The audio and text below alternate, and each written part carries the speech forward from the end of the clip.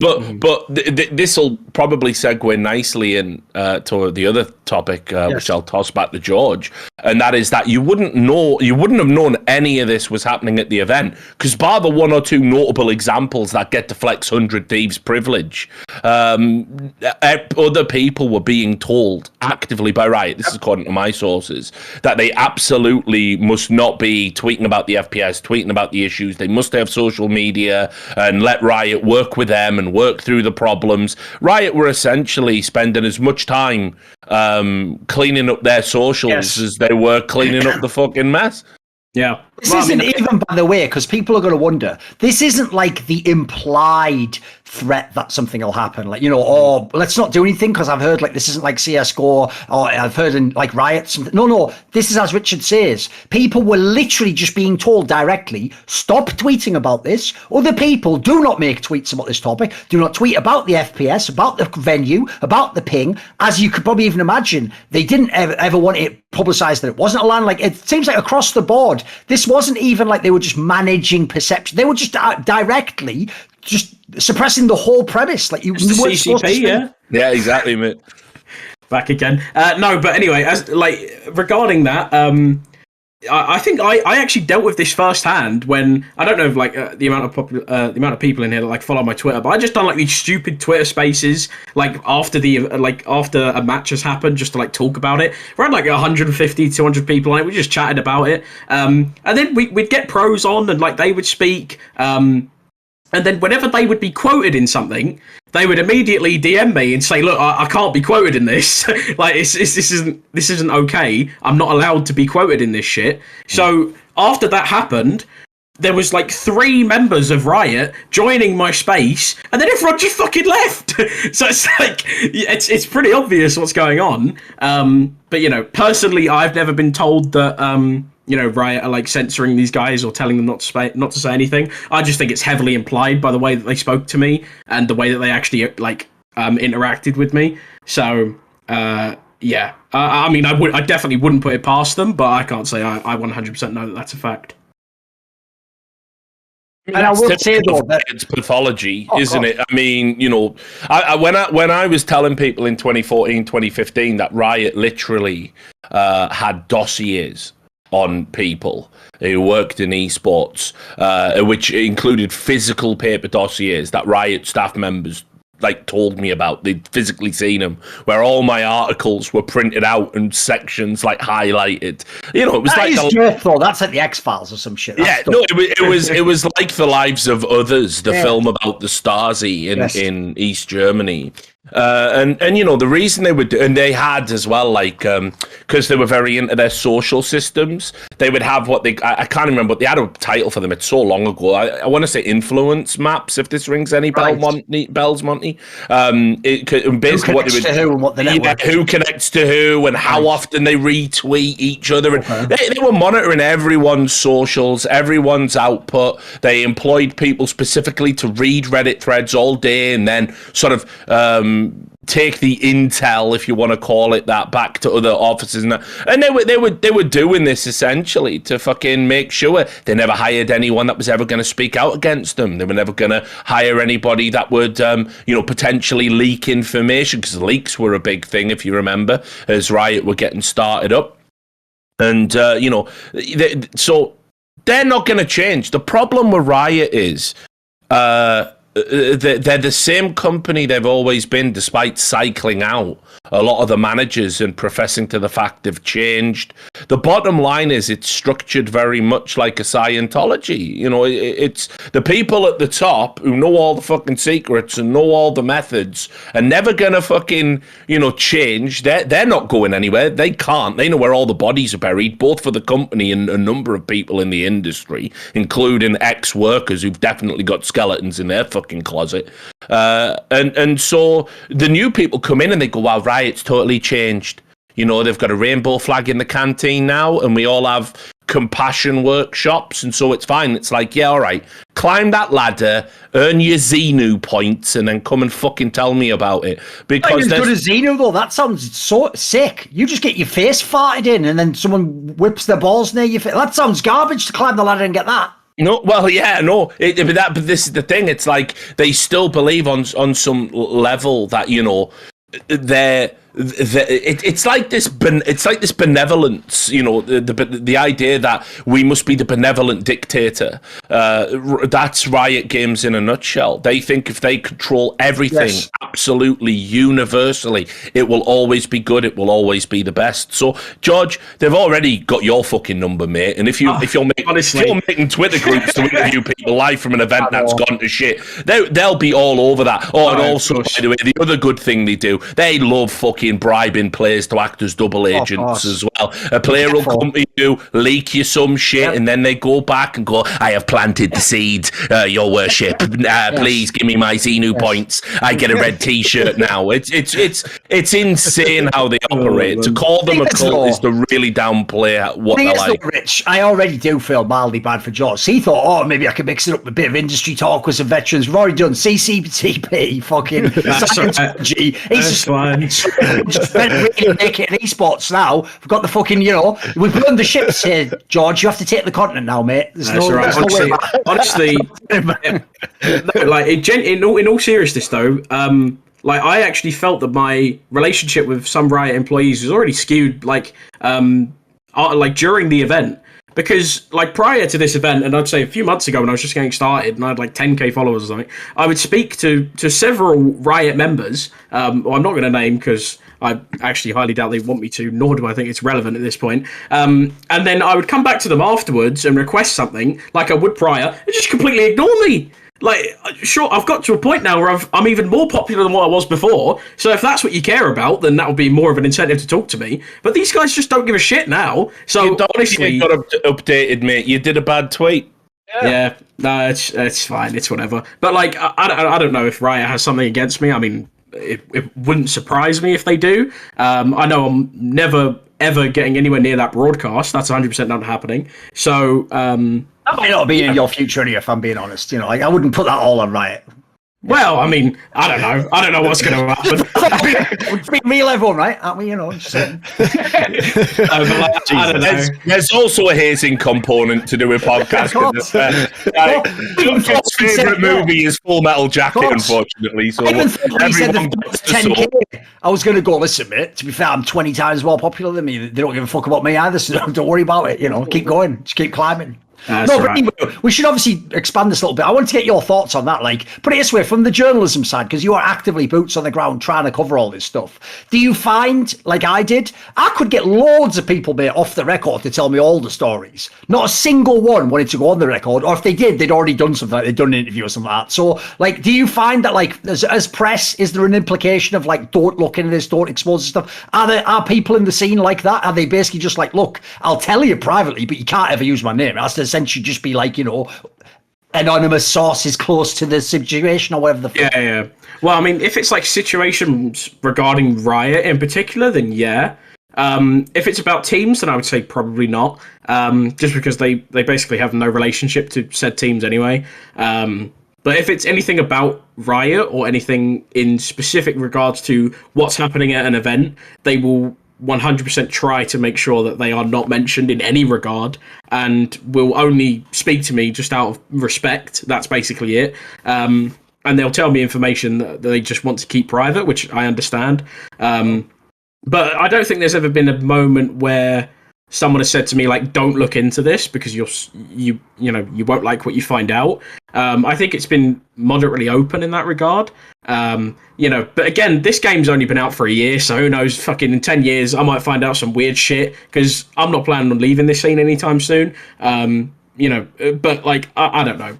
From that, I wouldn't say there's any major problem that I had stumbled across, but I guess in that respect, it's all right. But yeah, so to answer your question, I would say probably not. But there have been instances where members of teams or coaches or players, whatever, have just requested to stay off the record just because it's directly linked to something to do with Riot.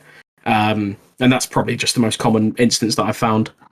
I would just say, like I said, even people who were very forthcoming with information, sometimes way more info than I even asked for, details, like I said, about the server and visas and stuff. Those people all were basically I cannot. I can't even consider going public. And by the way, just as a side point, this is going to seem weird to other people, but I think it's worth pointing out. As I pointed out, if you know the track record of Riot Games, and like Richard's talking about some of the history of how they've basically behaved in the past in a very censorious manner, right? They are an organization where there is always the implication that the fucking sword of Damocles is over you if you speak out. And whether it's today or tomorrow, or even in a future game, there's one you might think you're not doing much in League of Legends, but then Valorant comes out and you want to get into it. And basically it's told you behind the scenes, you'll never be in that game. So because people know that threat exists, there were also people, by the way, who totally know what was going on at this tournament and didn't know that I'm reaching out to all these different people, because if you've got any skills as a journalist, you don't just copy and paste the same thing to everyone. You have to make it seem like you're a fucking human. You have a social conversation with them as you pump them for information, right? But enough about that. Enough trade secrets there. You know, the secrets with the muggles, as we call them, George. So when you're talking with them who don't know the wading way, right? When you're doing that, they don't know that you're getting all the info from other people. So I'll tell you the most disturbing one of all. It wasn't people going, I've been told not to say anything. It was the ones who, no joke, have already bought into the cult. They know that this is how it's going to be, and the blinkers must be on, and I must only go one foot in front of the other if I'm going to make it in Valorant. And so there was people who definitely know what was going on, telling me, what do you mean? I think a lot of it's been overblown. There are no stories to tell. I love Big Brother. 2 + 2 = 5. Like, it was mental, mate. And I was just thinking, like, you wouldn't even have talked this way a year ago if this was a different game. You wouldn't talk this way if I was in a bar with you now. But they almost like felt me as though someone's like monitoring their fucking DMs. They're not, of course. But like some people, essentially, they either know this and can't talk out. Yeah, obviously in that scenario, or essentially the implication is there, like, why even, because basically this is why I think it hasn't been covered very much in media. People just think, why get in trouble over it? All you're doing is exposing the truth. That I realise that is the entire currency of our fucking industry. But in the world of esports, yeah, people think I just won't get my interview next time. I won't get the press access next time. My team might think, well, if it's between the guy who spoke out and the guy who didn't, maybe I got so the talent, it goes without saying, can't say fucking anything, because they're all on bloody a string. They can't know even if they're hired for the next events. At the moment, Riot players God with like people from 5 different games. Oh, that's entirely other fucked up subject, by the way. Like everyone's got the heat to the fire, the flames to the feet, as it were, on this topic. A lot of people can't speak out. Well, that's why I referenced earlier. They found a new way. They found a new way to basically entrap people, which is the co-streaming thing, which is that they've taken some of their largest critics and basically turned the co-streams into these, at least in League of Legends and also to a degree in Valorant, right? They've turned it into these $1 million golden tickets where if you say anything bad about Riot, your access to that gets revoked. Yeah, and they exert the most control and influence at the start. That's generally when things are at the worst, because that's when you reap the most dividends from it. Eventually, you can get to a world on a Riot broadcast where, by way of for instance, maybe a top tier commentator can criticize the game in a very milquetoast kind of fashion, or, somebody as ubiquitous as Shox, obviously, who there's absolutely no way they can ever uncouple themselves from her. She's so good at what she does and so iconic in the space. She can say things about, formats or, Riot's decision making and can be relatively critical as well. That just wouldn't have happened at the start, and it didn't. In fact, it was very, in League of Legends, that's when you essentially had to swear fealty, and so it is here now. Well, it did with me, but I was employed by OGN, which was a third-party tournament organizer, so I had freedom, but no one else did. Yeah, exactly. And because of that kind of extra buffer, I mean, it sort of also eventually meant that, they were going to get you no matter what, because, not only had you not bent the knee, but you'd also been very vocal about the negative. So first opportunity they had, how many knives were in you, mate? How many would you say? Full Julius Caesar on the fucking on the steps, basically. Yeah, right. So, and trust me, I mean, that just tells you the sad reality is the players that didn't want to speak out, saying I can't speak out. The people who were saying George can't speak out. The coaches who were saying I can't speak out. The talent, by the way, and I'll also tell you, as soon as any of them have spoken out, even disappointed not to be selected. gone forever, gone. And I know they're gone, right? And everybody knows it. The difference in your analogy, Richard, with me is that the Julius Caesar analogy would work if Julius Caesar had never crossed the Rubicon and then they murdered him and said he had. Yeah, exactly. Yeah. He was thinking about crossing that Rubicon. He was thinking about crossing the Rubicon. Everybody. Yeah, exactly. They overheard a conversation with Brutus. And we can't show you a recording or any evidence of what Brutus said. But the knives are in now, so we'll all just live with it and get on with our lives. But yeah, I mean, look, this is why it's well placed. They are a notoriously vindictive and spiteful company, and it always makes me laugh when they say they care about the esports ecosystem and that. No more than some cunt in hobnail boots trampling through a jungle, killing all the insects underfoot because they've seen a really cool gibbon in a tree. They don't care about the ecosystem. They want to be the ecosystem. And because everyone else is fucking up, they're getting their wish. We're in next year in 2022, we're entering a world where all of the Riot properties are going to be top tier esports, probably the number one in all of their fields, and all of the talent that we know, all of the established people who used to do Overwatch or used to do Hearthstone or used to do CSGO, they're going to be installed, provided Riot approves of them. Yes.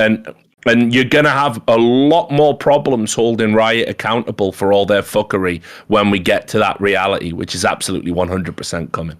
There's actually a little side note I want to make a statement about on that regard, which is, as Richard said, there were plenty of people came in from other games. God forbid you guys from CSGO. I did tell you, but some of you had to learn the hard way. You thought you could complain like when you don't get hired to an event in CSGO. You thought you could complain even in the industry about your rate. You don't know what Riot Games is. You don't understand the control they have over their scene. Like, you are fools. You think that won't get back to them. As Richard said, you think they're not monitoring your Twitter. You think that when you say something, they go, oh, this caster that we really like's actually criticised us. Let's take it on the chin and really reflect. Oh, no, just fucking blacklist that guy. Get him out of here. And some of them, as I said, you don't even know. The penny hasn't dropped yet. You're never getting hired, like Richard said. Some of you know that. Some of you still don't. Some of you naively think. But Reddit says I'm really good. Doesn't matter, mate. That's not the way that it works for Riot Games. And as I alluded to before, the fix is in, dickhead. They have the Reddit mods. They have the people that can go, I don't like this information, so in my mind I've decided it's not related to Valorant, so it's not on the sub anymore. And then let's add in this other detail. So say you are someone, right, who is legit. Here's the problem you've got. Right, there's only two options, and you're gonna totally misunderstand what the second option is. Option one is don't say anything publicly ever associated with your name if you want to be talent and work in Valorant. And if you do that, right, you can choose that. It's not my route; it's the opposite route to what I've taken in life. But if you choose that, say you're just a guy who considers himself like just a professional, clean cut, just don't care about the game, I'm not about the drama, but you know there's fucked up things going on. Never say it on your account, and you have to do what everyone in the industry who should do if you're going to swallow that pill, which is you have to privately send the information out there, and you have to do it to trusted journalists. George is someone here who would probably fit that bill. Richard, obviously, if he cares about reporting on Valorant. These people will protect you as a source. I already love the fan base because it's just deja vu from League of Legends. It's all the kids and fucking Zoomers that will basically absolve their favourite players of any fucking crime or atrocity, and they're going to be attacking journalists and calling them liars, saying podcasts like this have no value. Why do you only talk about things when the bad things happen? Because they're the only thing worth talking about, dickhead. Because there's about 5 people that'll fucking talk about it. We got enough fucking PR from you cretins, 14-year-old think you know something about the fucking world. I should never have to see your opinions. Social media should have banned you 18 plus for all social media platforms so we can get our brain cells back. But I probably will still talk about Valorant because, unfortunately, I am a fucking idiot, and even though that's not good for anyone's sanity to have to delve through that shit, the problem is those young people and the young adult professionals in a new emerging scene, especially one controlled about Riot, whether they know it or not, they're going to need an advocate at some point. And so once again, it's down to the same handful of people to try and steer them through the lies, the broken promises, the dodgy contracts, the sexual predators, the fucking company that's going to absolutely fuck them over the first time they say anything negative on Twitter. Yes, once again, I will get the fucking armor and the sword and the shield out from the basement and go to war one more time with my one good eye and my one good arm, and we'll fucking have it. We'll have it again. So 14-year-olds can call me a cunt. Yes, what a life that I have led. Basically, get the info to Richard. He's fucking well psyched to get going on it all. Please. Wait.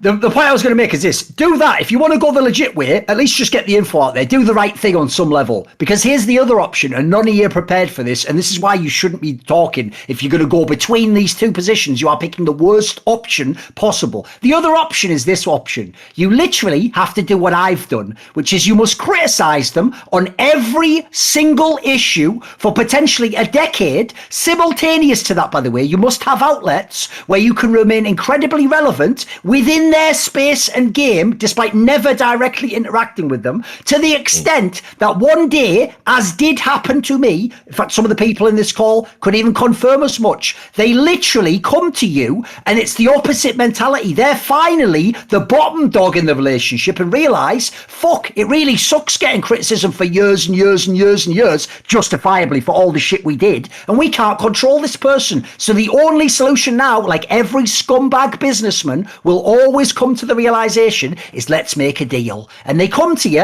and they back channel and they say, as they did to me, I will let you do the League of Legends World Cup. Guy, imagine this. If you're a League fan right now, you're going, this can't be real. That's right. Riot Games came to me and the first event I ever would have worked in their game would have been the motherfucking World Championship as an analyst. But this was the caveat. You have to not criticize us for 2 years. And if you don't, I can't promise you getting the gig, but let's just say, you know, wheels are turning. People in the company, the right people, we've got the right ears, and I feel like the time's right for the movement. Now, obviously, I told them, I've done like 7 world championships in Counter-Strike, mate. You could shove that so far up your ass, you'd have to ask a fucking woman to look up there so she could sue you later, you fucking idiots. Also, don't ever come to me and try and imply you're in some like position above me, offering me things, or you're some moral superior. You are human scum compared to me, and I'm not even the best of us. So all I'll say is this, that ain't a route that many people can go. Basically, only people in this chat minus George could do that right now, and even then we don't really want to work a Riot anyway, so it's not the route. By the way, it's not the winning play anyway. So what I'm saying is, unless you're going to go so extreme that they eventually basically have to go, let's do a deal, you have to literally be perfect. You have to have a totally clean record. They never have to be able to get a sense that you were even one of the ones who spoke out. So it's going to be hard. Like, I'm not saying it's going to be easy. Like, this is not a game where you're going to go in it and one day you're going to think one thing and speak out, and then the next day you're going to think better of it. That world, unfortunately, doesn't exist, because as Richard pointed out, they are also incredibly spiteful and vengeful company, despite the fact they fuck up 24/7. Like, even in this incident, an issue lies, and they're supposed to go, well, we're learning every day, and they do the same things. You're not allowed to ever learn. You're not allowed to ever make a fuck up. No one is ever held accountable at Riot either. Like, no one is ever fired. No, you know, you never see any of these issues come. Well, we'll just challenge we'll challenge that a little bit, Monty, because as we all know, of course, they've definitely fired people in the past for when there's been bad Reddit threads about them. You know, I always think about my old friend Sanjuro, who called Tyler one homunculus that was destined to die of cancer because of the steroids. You know, and he said that on the League of Legends Discord. Again, funnily enough, funnily enough, yucking it up with the mods. This was deemed, by the way, even though Tyler 1 was persona non grata back then, this was deemed to be so egregious that they certainly fired him over that very quickly. And then hilariously, he did a story, I think it was in Rolling Stone at the time, he did a story saying, after my evil comments, I am checking myself into rehab. I'm sorry, mate, there's no rehab for being a cunt. There's no rehab for being a pathetic cunt. So, you know, Riot Games do fire people, but again, it just feels so fucking social media dependent that it's actually ridiculous. And then, of course, you know, you get people who are being accused credibly of horrible, heinous acts, and they're like, well, yeah, we've put this individual on paid administrative leave while we investigate it. Like, fucking hell. It's what I mean. It's a cult. You know, the cult leaders get to do cult leader things, and the fodder, you know, get fed to the fucking, you know, plebs to keep them appeased. It's so transparent, but, you know, kids love their video. Yeah, well, I mean, also in terms of like individuals, that I would say, well, aren't maybe to blame, but have like an overarching impact on all of this. I think his name's like Alex Francois. Is it Francois? I don't really know how you pronounce his last name. But Alex is the global head of strategy, I think, for like Valorant, and he's been in this position since like February of last year. And don't worry, I do my research on this fucking guy because I've heard his name several times when I've been speaking to like coaches and players and stuff. He's the one who was like, I believe when you reported, Richard, when you reported about the like players being interviewed by Riot regarding like match fixing, he was the one partly at the head of that, right? And ever since then, that was another thing. They done the interview. They said, "Did you guys match fix?" No. All right, fine. Well, just fuck off! Like it's so stupid. But like, other than that, Riot investigation. Yeah, it's the extent of the investigation was: did you guys play with X player or did you play with him? No. Okay, that's it. Right, fine, sick. You're in the clear. But it's interesting how Riot always finds the results of what they're expecting to uncover when they do these investigations. It's like whatever they want to have happened is the end result of the investigation. They have precogs, Monty. You have to understand that's how they got your body. Like if you'd have actually played out that Minority Report, you'd have found out that you did eventually tell the company. You want to see more cool, funny, interesting clips based on topics from my content? Well, subscribe to this channel then, or be a pleb and don't.